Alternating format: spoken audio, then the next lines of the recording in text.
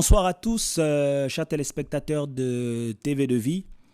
Ce soir encore, nous sommes heureux d'être parmi vous et nous voulons rendre grâce au Seigneur que vous puissiez être en bonne santé, que tout se passe bien. Et nous prions également pour tous ceux qui ont un quelconque malaise afin que le Seigneur puisse les guérir, les restaurer. Et nous prions également pour toutes les personnes qui ont comme pour habitude d'être des détracteurs vis-à-vis des personnes qui craignent le Seigneur et qui veulent annoncer la vérité. Et avant de commencer, comme nous le faisons habituellement, nous voulons rendre grâce au Seigneur pour ces moments, afin que la paix soit dans vos maisons, soit dans nos cœurs et soit autour de toutes les nations, au nom de Jésus. Père, notre Dieu, nous voulons te rendre grâce pour ces moments. Tu es notre Dieu, le Dieu que nous avons choisi. C'est toi qui nous as également choisi. Tu nous as choisi le premier. Et aujourd'hui encore, nous voulons te dire merci pour tout ce que tu fais. Merci pour la France, pour les autorités qui nous accueillent, pour les policiers, pour les gendarmes, pour tous ceux qui ont un pouvoir décisionnel, afin que ton nom soit glorifié, Seigneur. Nous voulons te dire merci. Père, merci pour mes frères et sœurs qui suivent en ce moment et pour les cas de maladie, Père, afin que ta main puissante soit sur eux, afin qu'ils soient guéris. Nous prions au nom puissant de Jésus-Christ de Nazareth. Amen. Alors, frères et sœurs, comme je le disais, nous sommes heureux d'être parmi vous et nous voulons donner toute la grâce au Seigneur. Ce soir, c'est un peu particulier. Je vais être seul. Je m'appelle Alain et je viens du Gabon. Je ne suis pas venu jouer au super-héros. Je ne suis pas venu jouer au bishop. Je ne suis pas venu jouer à celui qui connaît beaucoup de choses. Mais je suis venu rendre grâce au Seigneur parce qu'il nous a donné la vie, donne la force. Et c'est lui que nous devons élever chaque jour. Alors ce soir, nous allons partager la parole de Dieu et je vous prie, à vous qui êtes chez vous, de prendre vos Bibles et nous allons lire un passage. Et hier, déjà pour faire le point, hier nous avons parlé de Matthieu 25, donc le retour du Seigneur. Une voix qui cria, voici l'époux, et tous allaient à sa rencontre. Et aujourd'hui, par la grâce de Dieu, nous voulons lire un passage. Vous pouvez prendre vos Bibles dans Éphésiens chapitre 5, à partir du verset 22. Éphésiens 5, à partir du verset 22. Femmes, soyez soumises à vos maris comme au Seigneur, car le mari est le chef de la femme, comme Christ est le chef de l'Église, qui est son corps, dont il est le sauveur. Or, de même que l'Église est soumise à Christ, les femmes aussi doivent l'être à leur mari en toutes choses. Et vous, maris, aimez vos femmes comme Christ a aimé l'Église et s'est livré lui-même pour elle, afin de la sanctifier en la purifiant et en la lavant par le bain de la parole, le bain d'eau de la parole, afin de faire disparaître devant lui cette Église, afin de faire paraître devant lui cette Église glorieuse, sans tache ni ride, ni rien de semblable, mais sainte et irréprochable. C'est ainsi que les maris doivent aimer leurs femmes comme leur propre corps. Celui qui aime sa femme s'aime lui-même. Car personne n'a jamais haï sa propre chair, mais la nourrit et l'entretient comme le Seigneur entretient l'Église, car nous sommes membres de son corps, étant de sa chair et de ses os. C'est pourquoi l'homme quittera son père et sa mère, et s'attachera à sa femme, et les deux deviendront une seule chair. Le verset 32 nous dit, « Ce mystère est grand, or je parle de Christ et de l'Église. Que chacun de vous donc aime sa femme comme lui-même et que la femme respecte son mari. » Amen. Alors Paul, qui a reçu le mystère de grands mystères concernant la parole de Dieu, parle à l'église d'Éphèse et il touche un pan qui est très très négligé dans l'église, dans les assemblées, dans les communautés, devant toutes les personnes qui disent craindre le Seigneur. Ce sont les rapports entre les hommes et les femmes. Je parle bien évidemment des couples, des personnes qui sont mariées. Vous savez, comme moi, et nous n'allons cesser de le répéter à chaque fois, c'est que toutes les personnes qui ne sont pas mariées vivent dans l'impudicité. Tous ceux qui ont des rapports sexuels hors mariage ne peuvent pas prétendre aimer le Seigneur. Ils sont en plein dans le péché. Et je vais même aller encore plus loin. Des hommes qui sont mariés et qui trompent leurs femmes sont dans l'adultère. Et s'ils ne se répandent pas, ils iront en enfer. Et vice-versa concernant la femme qui trompe son mari. Donc c'est pourquoi Aujourd'hui, par la grâce de Dieu, nous voulons parler des rapports dans le mariage, les rapports entre mari et femme. Et Paul, notre frère Paul, notre aîné Paul, a commencé à nous en parler il y a très très longtemps. Alors, il est précisé à partir du verset 22 que femme, que chacune soit soumise à son mari comme au Seigneur. Et aujourd'hui, on retrouve au sein de l'Église, au sein des familles, parce que Dieu est le Dieu des familles, beaucoup de femmes qui ne respectent pas leur mari. Elles ne respectent pas leur époux. Pour quelle raison? Souvent, c'est parce que la femme a une grande connaissance de la parole de Dieu, ou alors la femme gagne beaucoup plus que le mari, ce qui crée une sorte de tension au sein de la famille. Mais la Bible nous dit que la femme doit être soumise à son mari selon le Seigneur. Amen. Donc les femmes, je voudrais interpeller les femmes, donc les femmes, donc les femmes physiques, mes sœurs, mes mères, mes filles et mes nièces, de pouvoir, si vous êtes mariés, de respecter vos époux.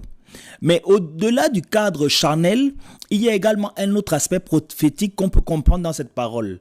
La Bible dit que l'Église est une épouse, donc l'épouse de Christ. C'est juste pour faire le lien avec ce que nous avons partagé hier. L'Église est l'épouse de Christ. Et l'épouse de Christ doit être soumise au Seigneur Jésus-Christ de Nazareth. Et en tant que chrétien, en tant que chrétienne, en tant que disciple du Seigneur, nous devons être soumis au Seigneur Jésus-Christ de Nazareth. Parce que le Seigneur nous a donné sa vie. Il est allé jusqu'à la croix de Golgotha afin que nous puissions être sauvés. Et Ésaïe 53 nous dit qu'il a tellement souffert, il n'a pas ouvert la bouche. Et pourquoi? À cause de l'épouse, à cause de celle qu'il aime et qu'il chérit véritablement. Et c'est quelque chose de très très important. Hormis le fait qu'il y a le cadre charnel d'un homme et d'une femme qui décident de vivre ensemble, d'être mariés, où la recommandation est donnée que la femme doit être soumise à son mari, il y a également cet aspect où l'Église, qui est l'épouse de Christ, doit être soumise au Seigneur. Alors comment est-ce qu'une femme et comment est-ce que l'Église du Seigneur peut être soumise? En écoutant ce que le mari donne comme instruction, en écoutant ce que l'homme donne comme recommandation, en écoutant les directives que donne l'homme, que donne l'époux. Et nous, en qualité d'église, comment est-ce qu'on peut être soumis à notre Seigneur Jésus en restant basé sur la parole de Dieu? Parce que non seulement notre Seigneur, il nous parle en permanence, mais également il nous a laissé sa parole à laquelle nous devons être soumis. Tous les hommes, toutes les femmes qui ont décidé de marcher avec Jésus sont l'épouses du Seigneur. Et pour être une bonne épouse, il faut pouvoir écouter ce que demande l'époux. Et Jésus, notre époux, nous parle de beaucoup de choses dans sa parole. Il utilise des prophètes, il utilise des apôtres.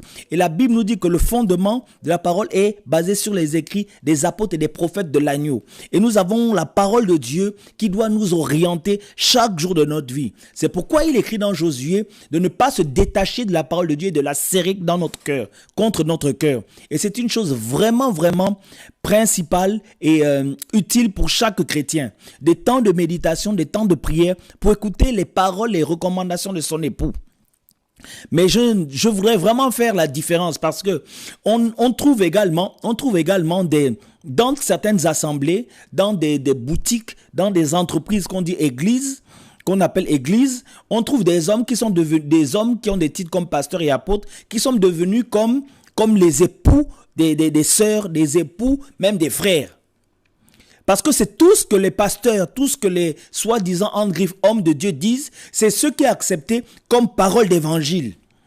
Et la plupart des personnes qui vont s'assembler ne prennent même plus le temps de vérifier la parole de Dieu comme on fait les Béréens. Et la plupart de mes sœurs, excusez-moi mes sœurs, mais c'est un constat et nous ne pouvons que dire la vérité. La plupart des sœurs qui vont dans des assemblées ont perdu la vision du véritable époux qui est Jésus-Christ de Nazareth. On se limite beaucoup plus à ce que va dire un pasteur, un prêtre, un apôtre ou tout ce qu'on va entendre parce qu'aujourd'hui on ne veut plus lire la parole de Dieu. On ne veut plus écouter. Ce qui fait en sorte que ce que nous disons dans Éphésiens 5, 22, femmes, soyez soumises à vos maris, on ne le retrouve plus. Parce que Christ, qui est l'époux, a donné des recommandations et des instructions qui ne sont plus suivies. Parce qu'aujourd'hui, beaucoup ne suivent que les hommes et ils ne suivent plus ce que dit la parole de Dieu. Alors comment être soumise? en méditant la parole de Dieu, en priant et en demandant au Seigneur des choses précises sur sa vie, sur des choses qui vont arriver. Et la parole de Dieu nous parle de quelque chose de concret, que le salaire du péché, c'est la mort. Donc toute personne qui se réclame de Jésus-Christ de Nazareth, toute femme, tout homme, tout enfant qui se réclame de Jésus-Christ de Nazareth doit pouvoir avoir mis un trait final et définitif avec tout ce qu'on appelle péché. Parce que le Seigneur, comme on l'a dit hier dans Jean 14, il va nous préparer une place où nous irons avec lui. Mais seuls ceux qui seront prêts, qui ne vivront pas dans le péché volontaire, monteront avec lui dans les cieux et s'asseyeront à cette table. Et il n'y aura que des femmes, il n'y aura qu'une église qui sera soumise. Et ça, c'est quelque chose de capital, frères et sœurs. On peut se voir tous les jours, on peut chanter tous les jours, mais le but principal pour lequel nous devons être tous les jours prêts, c'est la rencontre avec Jésus-Christ de Nazareth. Et hier, on le disait et on l'a répété encore, dans Matthieu 25, il était clairement dit, allez à la rencontre de l'époux. Il n'était pas dit d'aller à la rencontre des pasteurs qui vont organiser des séminaires le 25 décembre, le 31 décembre, juste pour vouloir vous spolier, vous demander de l'argent. Mais c'est plus aller à la rencontre, plus et uniquement aller à la rencontre de l'époux. On ne va pas fustiger des programmes chrétiens qui se passent, qui sont réels, où des personnes veulent vraiment parler de la parole du Seigneur et dire la vérité.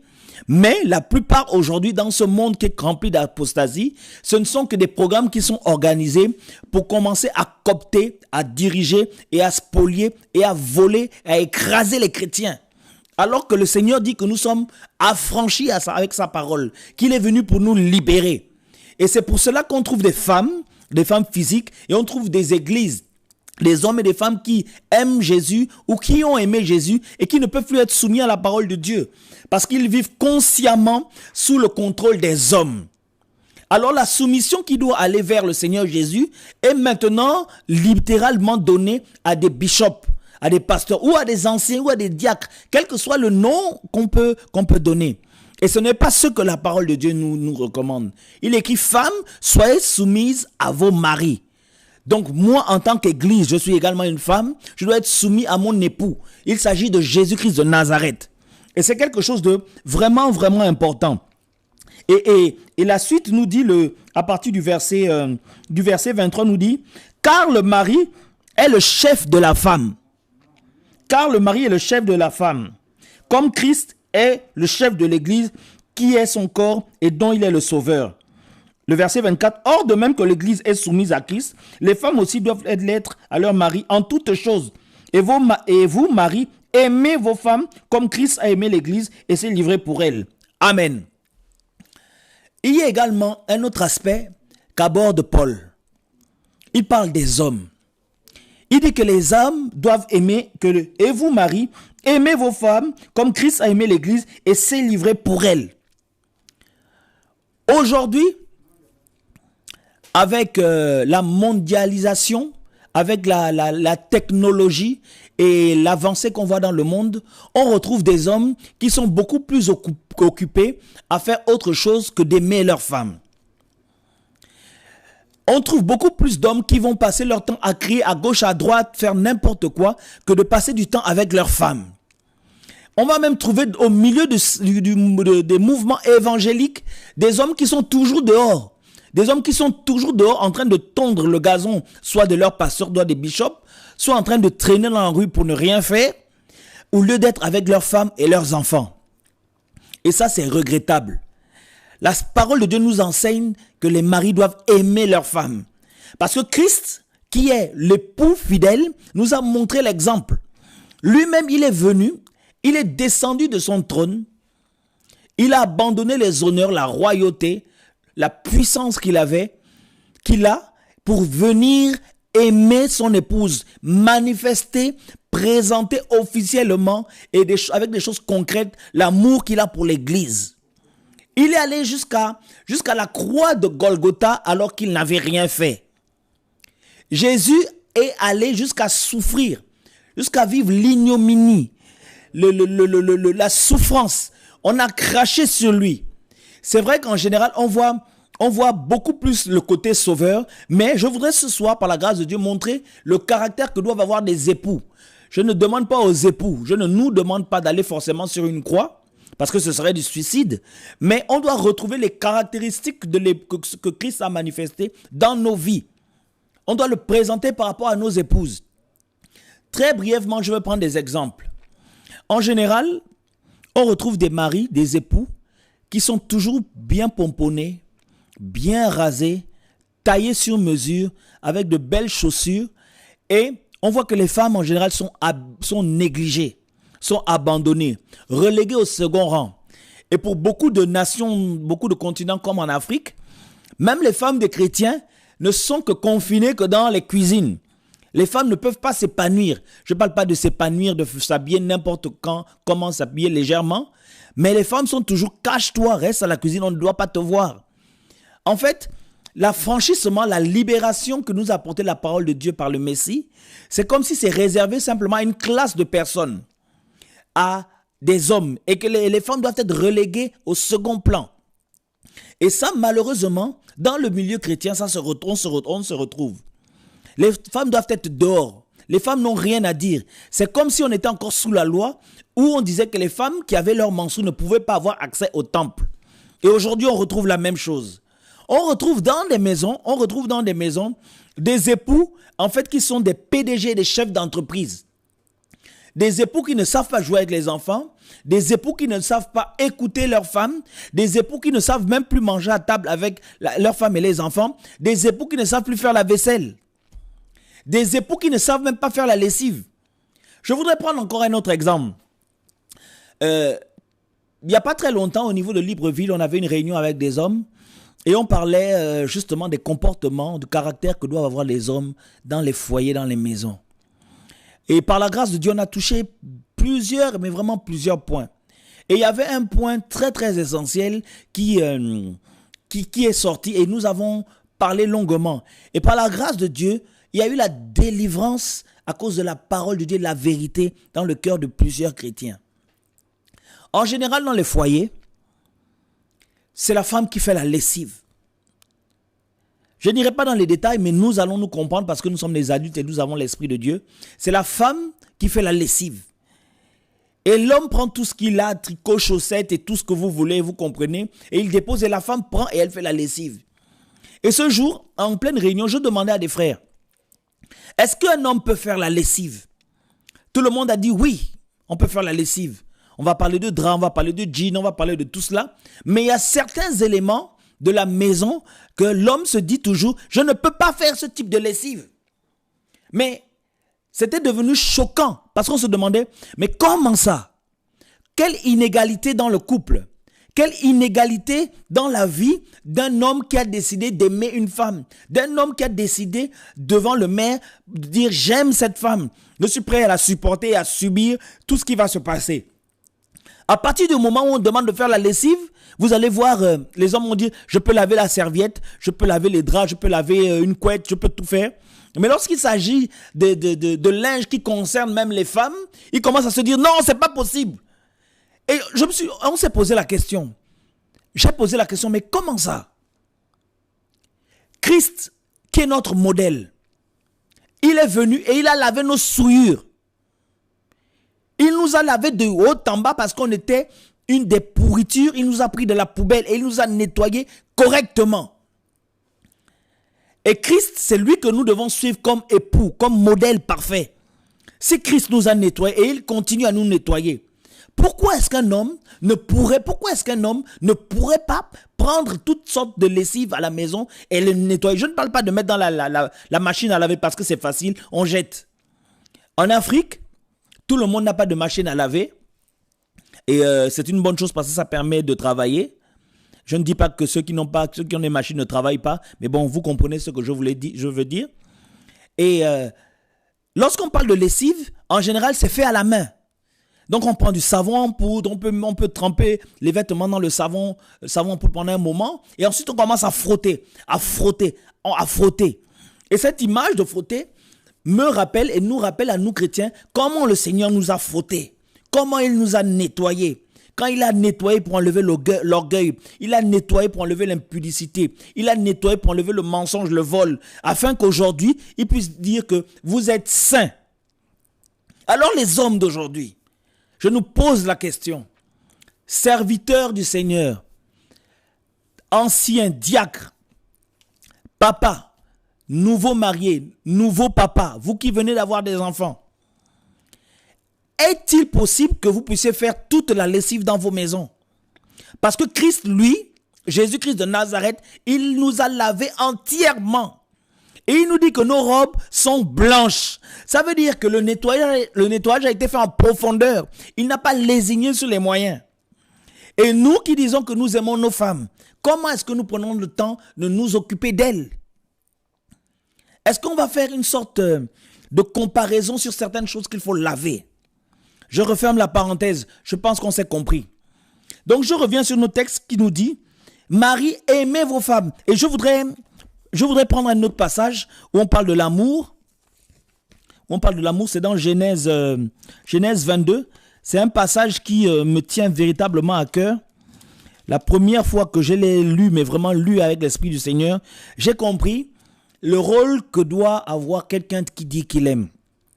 Alors Genèse, au verset, je veux lire Genèse au verset chapitre 22. Genèse chapitre 22, à partir du verset 1.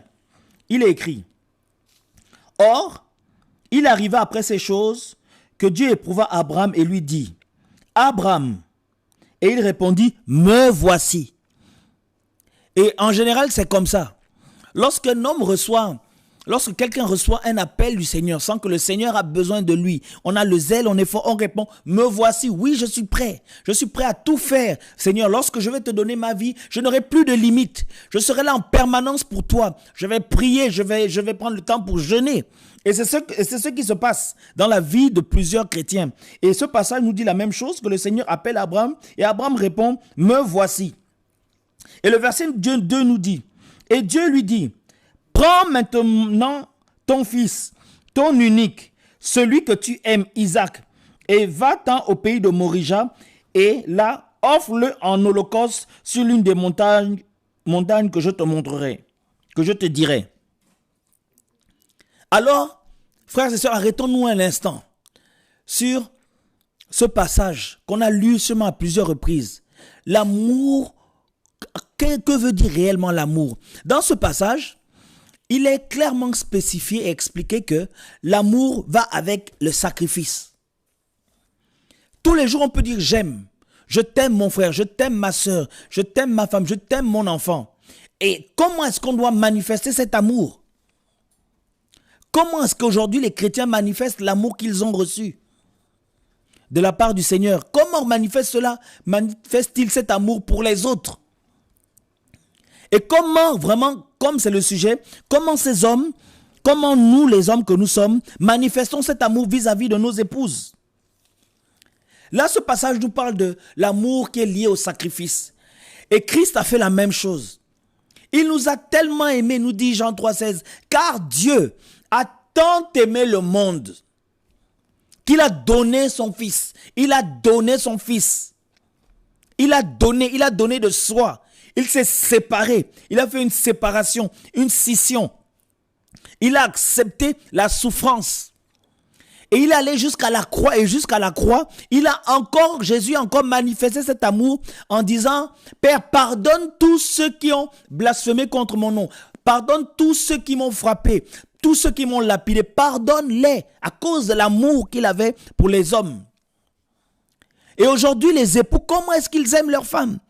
Comment est-ce qu'ils aiment leur mari? Et j'aimerais vraiment prendre du temps pour parler aux maris et aux futurs maris de demain. On ne se marie pas pour être un dictateur. On ne se marie pas pour régner comme un roi à la maison et donner les seules et uniques décisions qui doivent être prises en compte. On se marie pour être un modèle devant notre épouse, devant les enfants et devant toute cette famille que Dieu nous prête. Mais aujourd'hui, les hommes sont devenus, au lieu d'être droits, sont devenus complètement tordus. Les hommes ne font même plus leur rôle. On ne voit même plus d'hommes tondre le gazon, faire le nettoyage, se lever même le matin et dire « je vais commencer à balayer la maison ». Ça n'existe plus. Mais le Seigneur Jésus-Christ de Nazareth, oh, vraiment, nous devons l'aimer et continuer à l'aimer. Parce qu'il a été vraiment un exemple et un modèle parfait. Il est venu, non seulement il nous a nettoyés, et il nous dit qu'il s'appelle Emmanuel, comme on l'a dit hier, il est avec nous tous les jours. Et lorsque nous sommes malades, il nous guérit. Et lorsqu'on a un souci, on lui parle et il nous répond. Mais aujourd'hui, il y a des hommes qui ne parlent même plus avec leur épouse. Et ils disent, ils sont chrétiens. Il y a des hommes qui disent, bon, moi je suis avec une femme et cette femme m'a trompé. Puisque cette femme m'a trompé, c'est fini, je dois divorcer. Abomination. C'est une abomination. Des hommes qui ne savent pas pardonner. Des hommes qui ne savent pas aimer les enfants peut-être que leur épouse ont eu avant. Et j'irai même plus loin. Parce que le monde entier nous écoute. Alors je veux profiter de donner ces exemples. Des couples qui se disent chrétiens. Et leur cœur vivement touché par la parole de Dieu. Et une femme qui vient auprès de son mari. Et elle confesse, écoute-moi chérie, j'ai quelque chose à te dire. Un des enfants que nous avons eu n'est pas le tien. C'est l'enfant de telle personne et j'étais tombé dans la légèreté et finalement c'est arrivé. Et depuis autant d'années, j'avais peur de ta réaction. Mais aujourd'hui, à cause du Seigneur, je dois te dire la vérité. Comment doivent se comporter les hommes sur ce moment? Parce que tous les jours, on est devant les micros. Comme je suis devant les micros. Tous les jours, on est en campagne d'évangélisation. Tous les jours, on dit Jésus, Jésus, Jésus est Seigneur. Jésus, tu es le bon berger. C'est toi qui pardonnes. Mais quand le moment arrive de pardonner, de mettre en pratique tout ce que nous avons cité comme verset biblique, c'est là où ça devient compliqué. Et on voit des hommes qui commencent à faire des calculs, des raisonnements pour dire non, non, non, là je ne peux plus, le Seigneur m'avait déjà montré, ma femme est rebelle et on raconte n'importe quoi.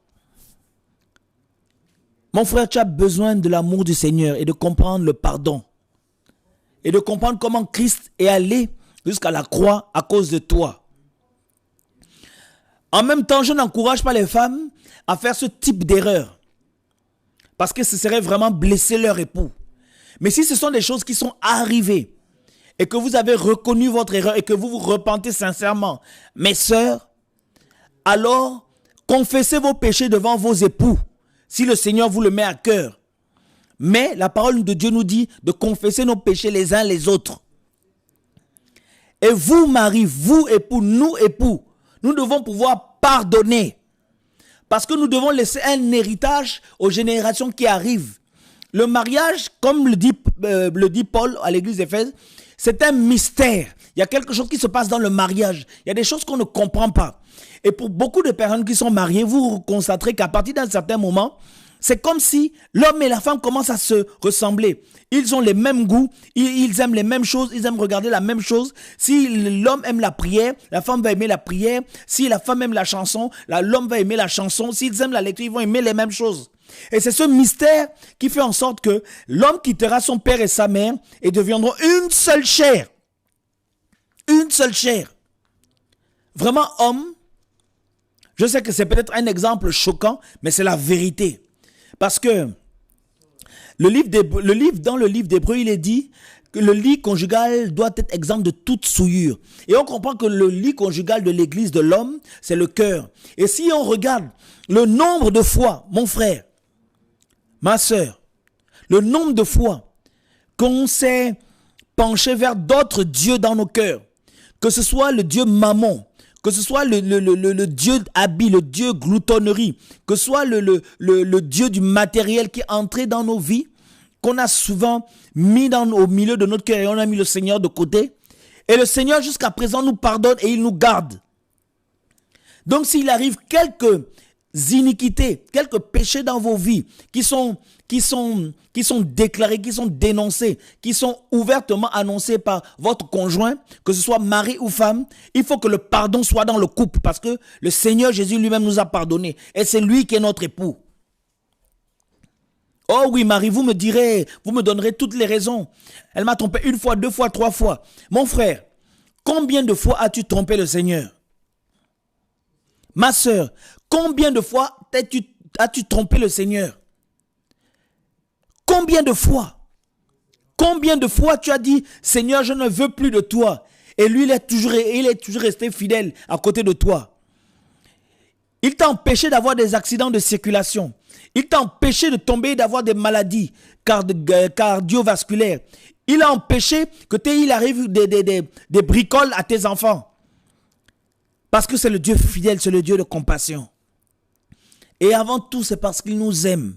Et que son amour est éternel. Et il continue à nous aimer. Et je voulais vraiment parler de la relation qu'il y a dans les couples, afin que l'homme et la femme soient soudés. Que s'il y a un quelconque désaccord, que les couples, que le mari et la femme puissent s'asseoir, parler, prier selon la parole du Seigneur et revenir ensemble au Seigneur. Mais très souvent,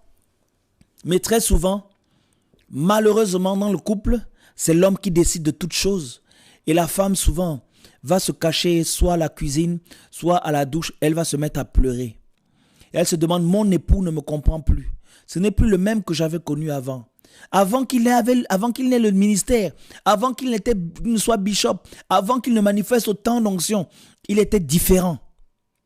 Mais maintenant qu'il y a beaucoup de monde qui lui envoie des SMS, des WhatsApp, des mails, il est devenu orgueilleux, il est devenu égocentrique. L'orgueil est montré dans son cœur, et il n'arrive même plus à m'aimer, à me considérer.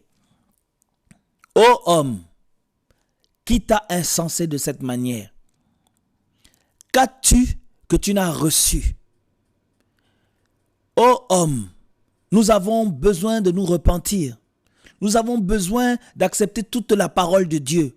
Nous avons besoin de faire le nettoyage dans nos vies et dans nos couples, dans nos foyers. Parce que souvent, c'est un aspect extérieur qu'on présente. On présente tout va bien quand on vient aux réunions de prière. Bonjour frère, oui, bonjour frère, que la grâce de Dieu. Bonjour sœur, oui, tout va bien. Mais dès qu'on rentre à la maison, c'est un zoo en miniature. L'homme se jette sur la femme se jette sur l'homme et il y a des désaccords en permanence. Il n'arrive même plus à se regarder les yeux dans les yeux. Un homme qui n'arrive même plus à dire à son épouse « Je t'aime » comme au premier jour. Et une femme également qui n'arrive pas à dire la même chose. Et ça, ce n'est pas ce que le Seigneur demande. Ma prière, c'est que des couples soient restaurés aujourd'hui et que tout ce qu'il y a comme zone d'ombre puisse être complètement effacé, afin que la vérité de la parole de Dieu puisse jaillir dans les cœurs, pour que tout le monde, et les enfants, et tous qui viendront visiter ce couple, sentiront un parfum différent de ce qu'on sent habituellement. Le parfum de l'amour, le parfum de ce mystère. Oh oui, Dieu, c'est lui qui est le père des mariages, le père de la famille. Le premier mariage a commencé avec lui. Et les hommes qui se prétendent du Seigneur Jésus doivent rester fidèles à leurs épouses. Mon frère, toi qui diriges un groupe de personnes, toi à qui Dieu a mis la grâce d'être ancien, pasteur, diacre, tu ne dois pas l'être seulement dehors. Avec ta famille, tu ne dois pas être le pasteur, le bishop, mais tu dois être le père attentif, attentionné, aimant, qui joue avec ses enfants, qui écoute sa femme, qui enlève même les tresses des cheveux de sa fille, qui se balade avec ses enfants, qui joue avec ses enfants. Oui, on n'arrive pas à la maison, nous les hommes, comme des grands patrons. On doit arriver comme des hommes qui avons le cœur meurtri à cause de l'amour du Seigneur. Comme le Seigneur nous cajole chaque jour, quand les hommes pleurent. Mon frère, as-tu déjà pleuré devant la face du Seigneur? Ou alors tu es trop orgueilleux pour dire, moi je suis un homme, j'ai trop de muscles, j'ai fait beaucoup de sport, je ne peux pas me mettre à pleurer. Si un jour tu as pleuré devant la face du Seigneur et que tu as ressenti son amour, cet amour, c'est parce qu'il te considère comme une épouse qu'il agit avec toi. Oh mon frère, toutes les fois où tu as été dans les difficultés, que tu as marché pendant des mètres et des mètres et des kilomètres en te disant qu'est-ce qui va se passer, tu peux être sûr que lorsque tu traversais même les rues, tu n'étais pas seul. Jésus, l'époux fidèle, était avec toi. Et s'il est fidèle avec toi, c'est pour t'enseigner de le faire avec ton épouse dans la maison. Réglez vos problèmes. Les temps sont mauvais, les temps sont compliqués. Il y a trop de divorces dans le milieu évangélique, dans les milieux dits des chrétiens, des disciples. Des grands pasteurs, des grands bishops qui ont pignon sur YouTube. Ils n'ont même plus pignon sur rue. Ils ont pignon sur YouTube, sur le net. Ils sont là partout. Ils se marient, ils divorcent, ils changent de femme et ils continuent à prêcher l'évangile. Et beaucoup de personnes vont continuer à les écouter alors qu'ils ne se sont véritablement pas repentis. Au Gabon, on a vécu un scandale. Un homme qui se disait prophète. Et il était dans une assemblée, il était marié avec une femme. Et officiellement dans l'assemblée, connu de son épouse, il avait une seconde qui était chantre. Et toute l'assemblée le savait. Tout le monde acquiesçait. On disait, Bishop, il a l'onction. Lorsqu'il soulève sa veste et qu'il touche les gens avec sa veste, tout le monde est au sol. C'était une joie. Un peuple aveuglé. Un peuple aveuglé. Et le soi-disant bishop aveuglé. Et sa première épouse aveuglée. Et celle qui le servait de seconde épouse aveuglée. Et toute l'assemblée aveuglée. Mais dans les temps que nous vivons, Dieu a un reste et Dieu est un Dieu de jugement et de justice. Quelque temps après, frères et sœurs, ce n'est pas avec joie que je parle de ça, mais c'est avec peine. Ce monsieur est mort comme un animal. Et c'est à ce moment que les gens de l'assemblée ont eu comme un voile qui est parti de leurs yeux, de leur visage. Ils ont commencé à raconter, mais il se baladait avec les deux femmes. Tout le monde le savait. Et il disait que lui c'est un homme de Dieu et il a le droit d'avoir autant de femmes. Parce qu'il va se cacher derrière ceux qui avaient sous la loi pour justifier son péché.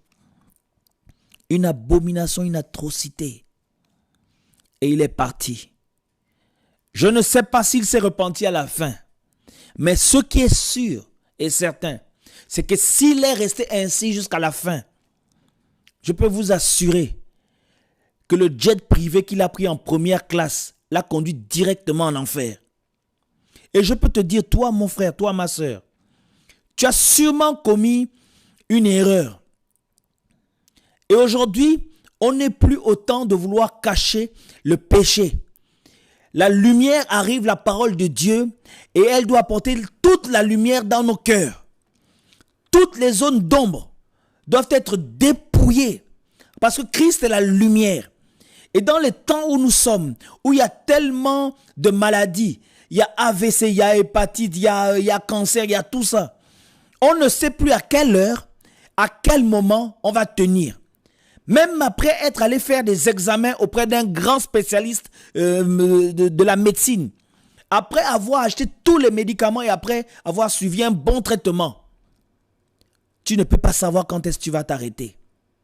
C'est pourquoi c'est le moment, mon frère, ma soeur, et toi qui ne connais pas le Seigneur, de te repentir, de reconnaître ton erreur, ton état, et de demander sincèrement pardon au Seigneur.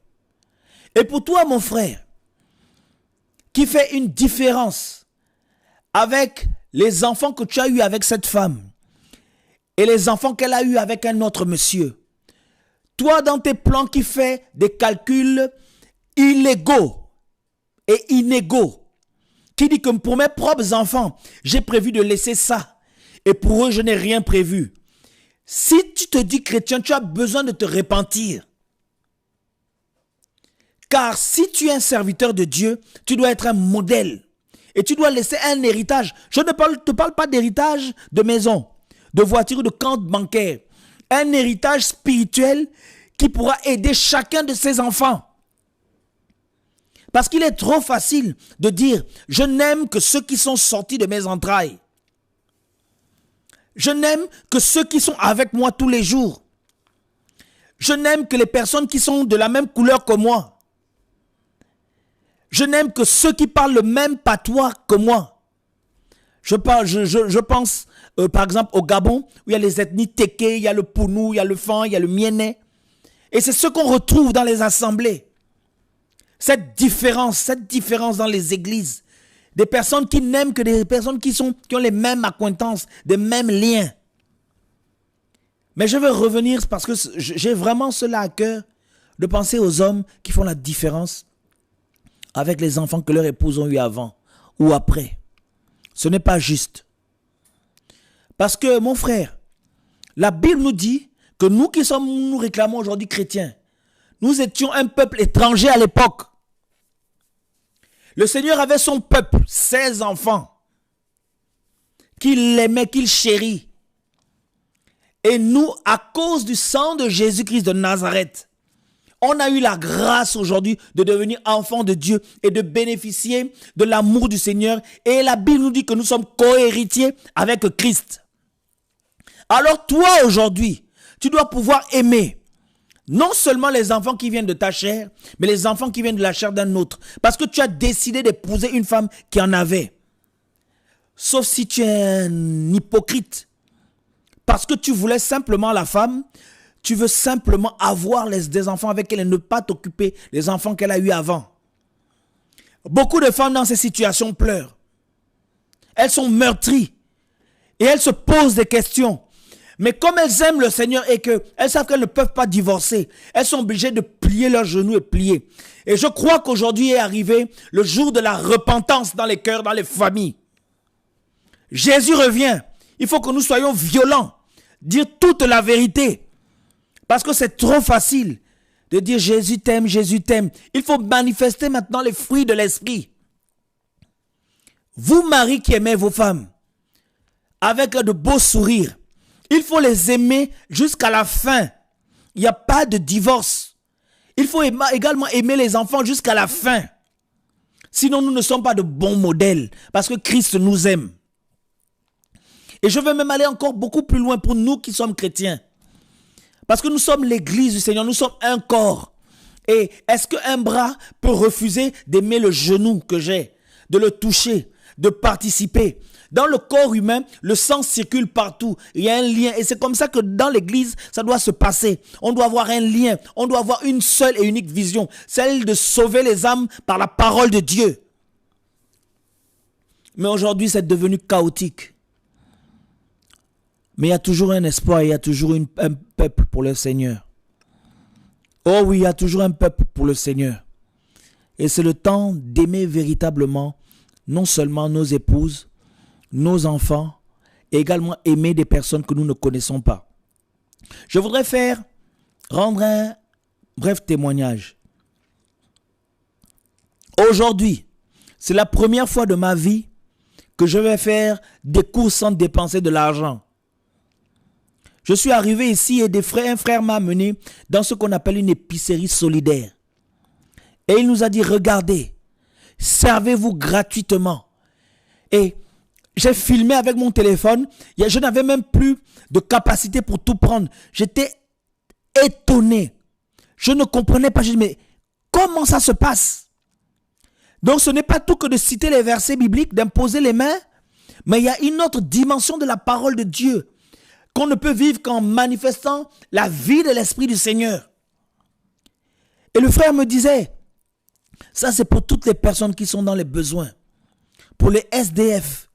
Pour que ce soit des Africains, que ce soit des Européens, toutes catégories qui ont besoin de venir prendre de la nourriture, des vêtements, de l'eau, des jus de fruits, des yaourts de qualité.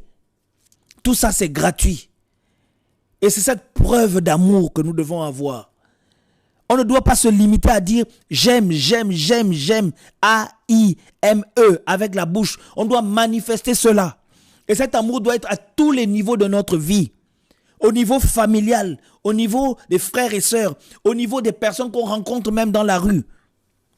C'est ça l'amour du Seigneur. Et il nous a lui-même montré cet amour et il continue à nous le montrer.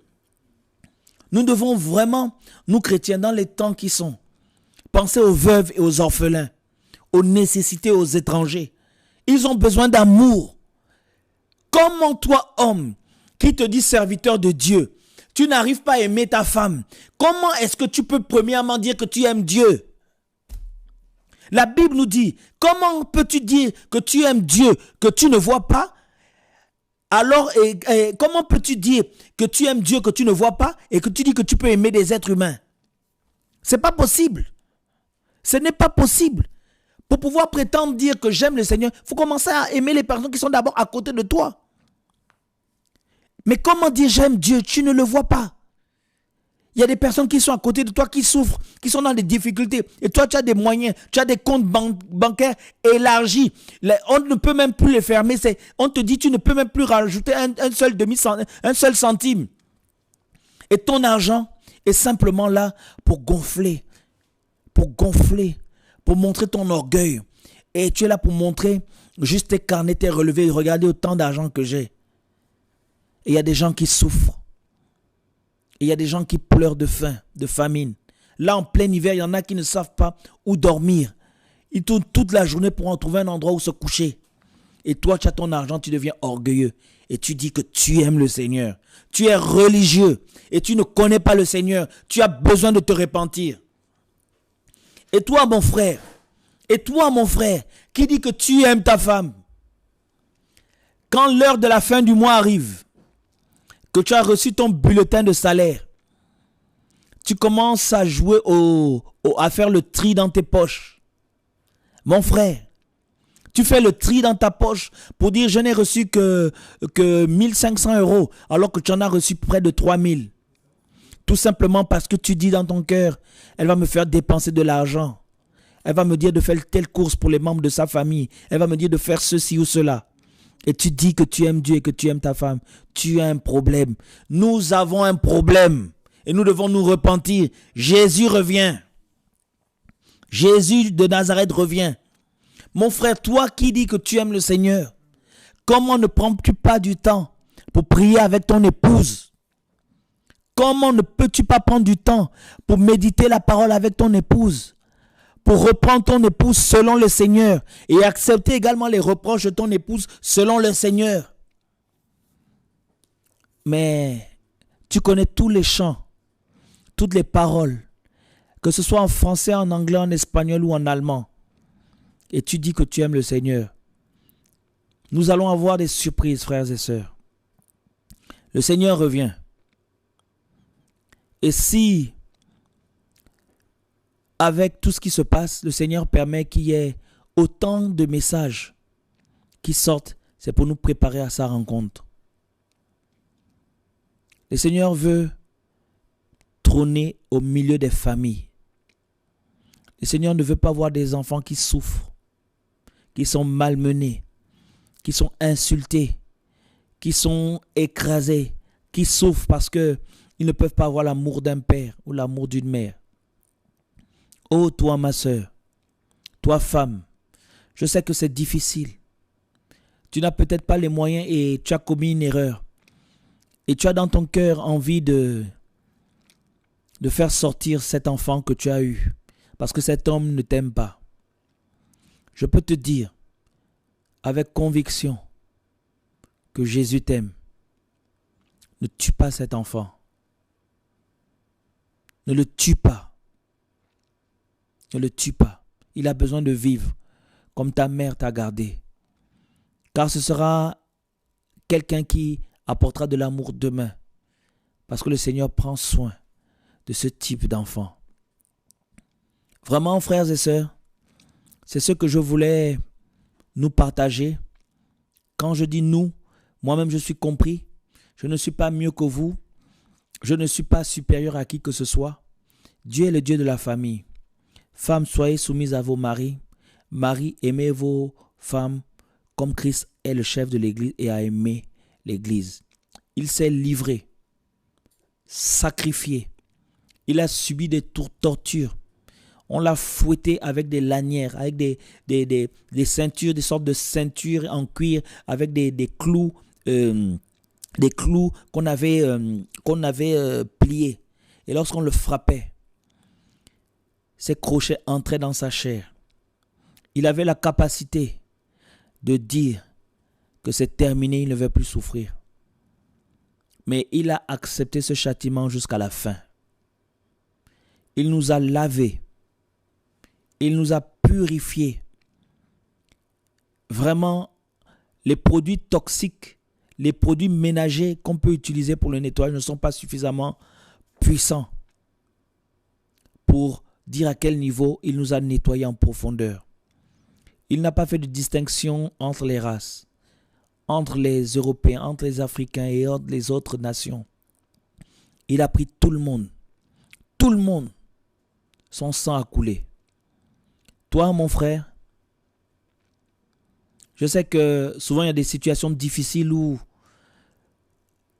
tu te dis Dieu n'est pas là et Dieu ne veut pas cela. Je t'en supplie et je te prie avec l'amour du Seigneur. Revois tes voies.